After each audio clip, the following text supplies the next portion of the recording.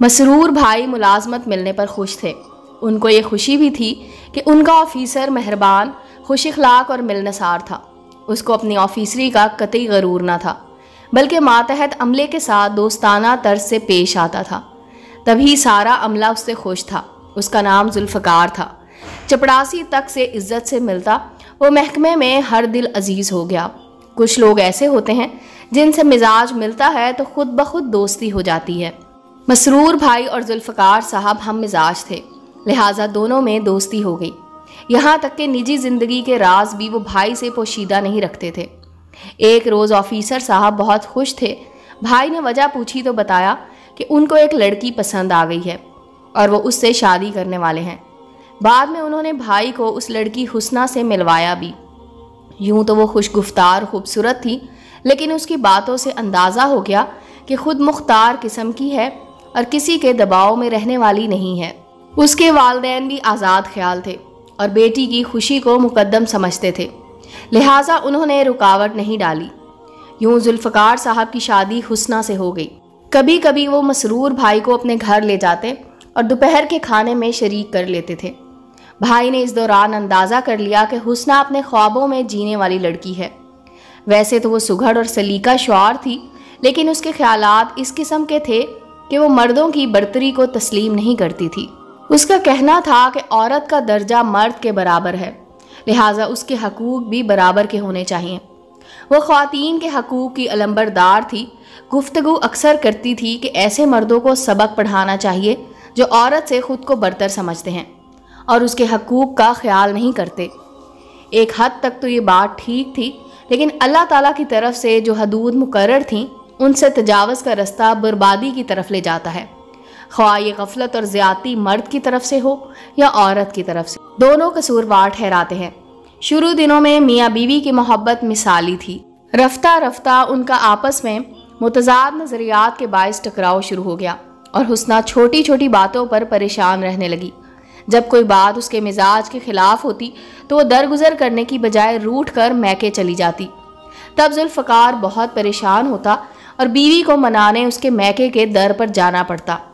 بات دراصل یہ تھی کہ ذوالفقار اپنی بیوی کو خوش کرنے کی پوری کوشش کرتے تھے، لیکن یہ متلون مزاج عورت ہر روز کوئی نہ کوئی بہانہ گھڑ کر روٹھ جاتی تھی۔ کسی مجبوری کے سبب اگر شوہر اس کی کوئی فرمائش پوری نہ کر پاتا تو ناراض رہنے لگتی، یہاں تک کہ اپنے جیون ساتھی کو ناشتہ اور کھانا دینا بند کر دیتی۔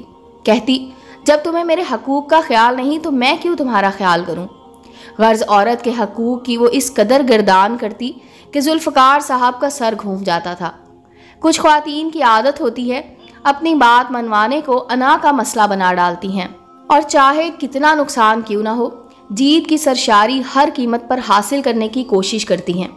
حسنہ بھی شوہر سے جیتنے کو اپنی فتح سمجھتی تھی۔ یہ نظریات اس کو اس کی ماں سے ملے تھے، جس نے حسنہ کے باپ کو ہمیشہ دبا کر رکھا تھا۔ وہ بیٹی کو ہدایت کرتی کہ ہمیشہ شوہر کو اس کی اوقات یاد دلاتے رہنا چاہیے، ورنہ وہ تمہاری شخصیت کو مٹا ڈالے گا۔ ذوالفقار صاحب نہایت متحمل مزاج، پڑھے لکھے اور سمجھدار انسان تھے، لہٰذا وہ بیوی کی اس قسم کی باتوں کو دل پر نہیں لیتے تھے۔ انہوں نے حسنہ سے محبت کی تھی تو اس کی اس طرح کی حرکتوں کو درگزر کر جایا کرتے تھے۔ ان کا یہی خیال تھا کہ عورت ٹیڑھی پسلی کی طرح ہوتی ہے، پیار سے رکھو گے تو ہر بات مان لے گی، نہیں تو ٹوٹ جائے گی۔ یہ بھی سچ ہے، مگر کہاوتیں ہر کسی پر صحیح نہیں بیٹھتی۔ ایک روز ذوالفقار صاحب دفتر سے آئے تو پریشان لگے۔ بھائی نے پوچھا، کیا ہوا جناب؟ کوئی پریشانی ہے تو مجھے بتائیے، شاید آپ کے کام آ سکوں۔ تمہاری بھابھی پھر روٹھ کر چلی گئی ہے، اسی وجہ سے پریشان ہوں۔ انہوں نے کہا، اس میں پریشانی والی کون سی بات ہے؟ اس بار بھی جا کر منا لیجئے۔ بھابھی کا غصہ وقتی ہوتا ہے، روٹھ کر جاتی ہیں پھر مان جاتی ہیں۔ اب نہیں جاؤں گا، میں روز روز کے اس مسئلے سے تنگ آ گیا ہوں، سارا گھر ڈسٹرب ہو جاتا ہے۔ حسنہ کا ہر طرح سے خیال رکھتا ہوں، پھر بھی اسے خوش نہیں رکھ سکتا۔ شاید مجھ میں ہی کوئی کمی ہے۔ مجھے معلوم تھا کہ وہ اپنی چہیتی بیوی سے اتنا پیار کرتے تھے کہ اس کے بغیر نہیں رہ سکتے۔ یہ بات بھی انہوں نے دل پر پتھر رکھ کر کہی تھی، ورنہ بھائی مسرور جانتے تھے ان کے دل کی کیا حالت ہے۔ ایک ایک دن بیوی کے بغیر صدی بن کر گزر رہا تھا۔ غرض ایسی حالت ہو گئی تھی جیسے بہت زیادہ پیار کرنے والوں میں جدائی پڑنے والی ہو تو دونوں طرف پیار ساگر کی طرف امڑنے لگتا ہے۔ جب ایک ماہ تک ذوالفقار بیوی کے پاس نہ گئے اور نہ فون کیا تو حسنہ کے دل میں بھی جدائی نے درد لا دوا کو جگا دیا۔ وہ سمجھ رہی تھی کہ اس کا شوہر ایک ہفتہ بھی اس کے بغیر نہیں گزار سکتا اور جلد اس کو منانے آ جائے گا، پر ایسا نہ ہوا۔ بالآخر ہار کر خود حسنہ نے اپنی انا کو پسے پش ڈال کر فون کر دیا۔ ادھر اپنی محبت میں سچا شوہر بھی اس توجہ کا منتظر تھا۔ بیوی کی آواز سن کر اس کے بے چین دل کو قرار آ گیا۔ بھائی سے مشورہ کیا تو مسرور نے کہا، آج آپ کو صحیح سمجھ آئی ہے عورت ذات کی، تھوڑا سا اور تغافل دکھائیے، بھابھی آپ کی جانب کچے دھاگے سے کھینچی چلی آئیں گی۔ یہ محبت کرنے والوں کی فطرت ہے، پیچھے بھاگو تو آگے بھاگتے ہیں، نظر انداز کرو تو پیچھے آتے ہیں۔ تھوڑا سا اور دل پر جبر کر لیں، دیکھ لینا کہ آپ کی سرکار خود آ جائیں گی، کیونکہ جس قدر آپ ان سے محبت کرتے ہیں وہ بھی آپ سے اتنی ہی محبت کرتی ہیں۔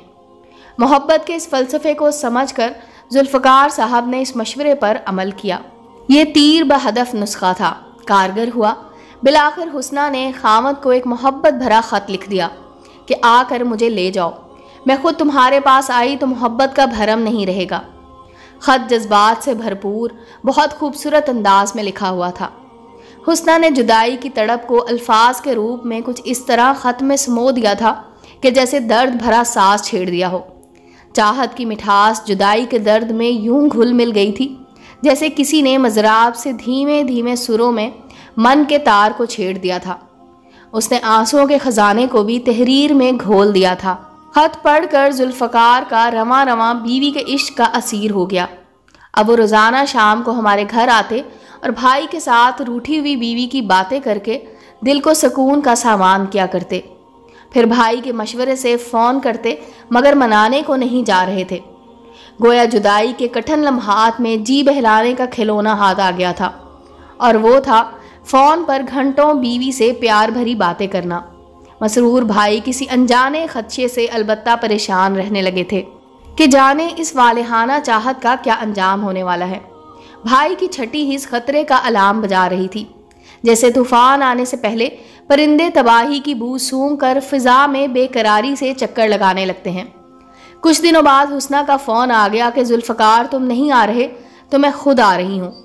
اس فون کا سننا تھا کہ وہ خوشی سے نہال ہو گیا۔ بھائی سے کہا، اس بار تو میری اکڑ کام آ گئی، میری محبت کا بھرم بھی قائم رہا اور مقصد بھی حل ہو گیا۔ اب حسنہ جب بھی روٹھے گی سوچ سمجھ کر ہی میکے جائے گی، میں اس کو منانے نہیں جاؤں گا۔ حسنہ گھر آ گئی۔ شوہر کی خوشی دیدنی تھی مگر چند روز ہی یہ خوشی قائم رہی۔ اچانک اس نے فرمائش کر دی کہ ذوالفقار اب تم کسی بڑے شہر اپنا تبادلہ کرا لو، ورنہ میں تمہارے ساتھ نہیں رہوں گی۔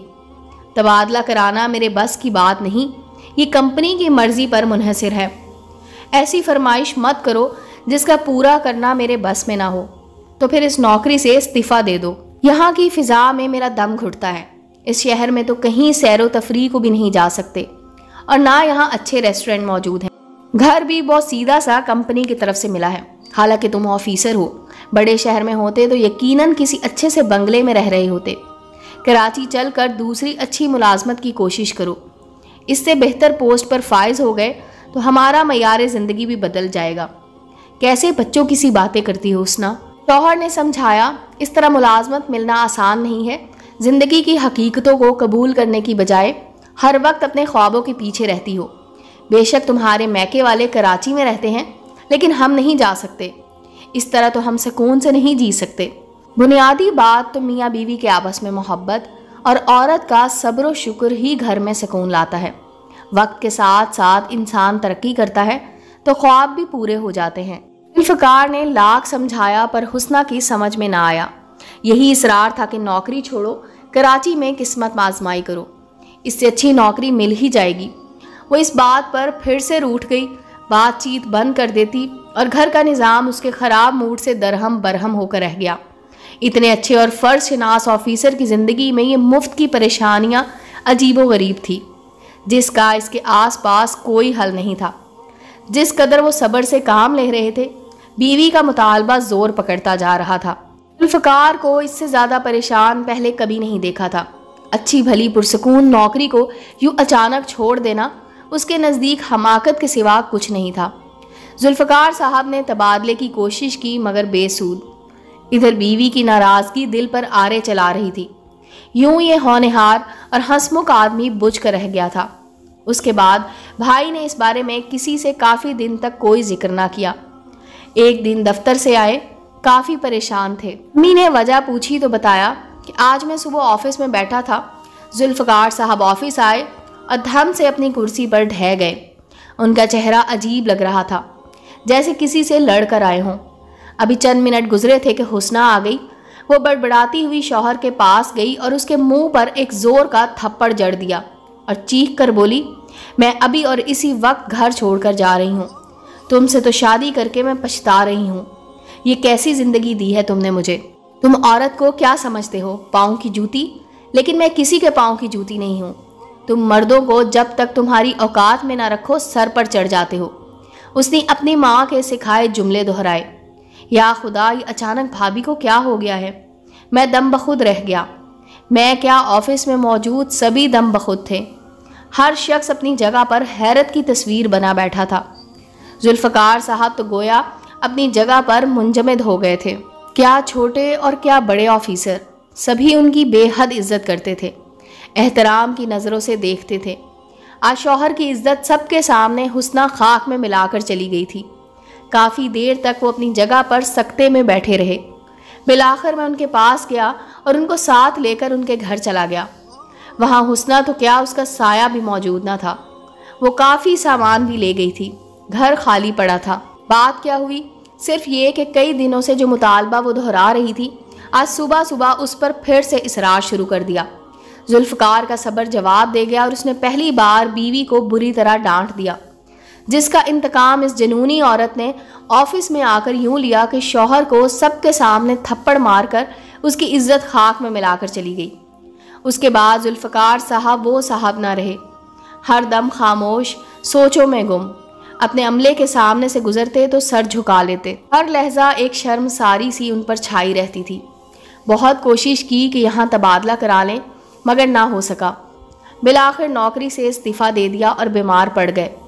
रफ्ता रफ्ता कुछ अरसे में उनमें ऐसी तब्दीली आई कि उनको नफ्सियाती इमराज के हस्पताल ले जाना पड़ा। उनकी हरकत व सकनात अजीब होती जा रही थी। बैठे बैठे खुद से बातें करने लगते या फिर गुस्से में घर की अशिया तोड़ने लगते थे। कभी तो गुस्सा इतना बढ़ जाता कि उन्हें कमरे में बंद करना पड़ जाता था। वो इस सदमे को बर्दाश्त ना कर सके और उनको मेंटल हस्पताल में दाखिल कराना पड़ा। अफसोस ऐसी बीवी पर जिससे जुल्फ़िकार ने टूट कर मोहब्बत की और उस मोहब्बत का उसने ये सिला दिया कि होशो हवास की दुनिया से ही निकल गए। आज मैं सोचती हूँ कि कितनी जालिम थी वो औरत, जिसने अपनी ख्वाहिश की खातिर सारे रिश्ते ख़त्म कर दिए, जिसने सिर्फ अपनी ख्वाहिश पूरी ना होने पर शौहर की मोहब्बत को कुर्बान कर दिया, जो मर्द की बराबरी और ख़वातीन के हकूक़ के गुण गाती रहती थी। लेकिन अच्छी ख़वातीन ऐसी तो नहीं होती, और औरत के हकूक़ और बराबरी का मतलब ये तो नहीं जैसे हुस्ना ने शौहर के साथ अहानत आमेज़ सलूक करके साबित किया। आखिर में यही कहूँगी कि बेटियों की सही तरबियत की जिम्मेदारी माँओं पर होती है। हर माँ को चाहिए कि अपनी बेटी को अच्छी नसीहतें करके घर से रुखसत करे, क्योंकि जिस औरत के दिल में शौहर का एहतराम ना हो वो घर बसाने के लायक भी नहीं रहती। उम्मीद है दोस्तों स्टोरी अच्छी लगी होगी। चैनल को लाइक और सब्सक्राइब करें और बेल आइकॉन का बटन दबाना मत भूलें ताकि हर नए आने वाली स्टोरी का नोटिफिकेशन आपको मिल सके। मिलते हैं अगली स्टोरी के साथ।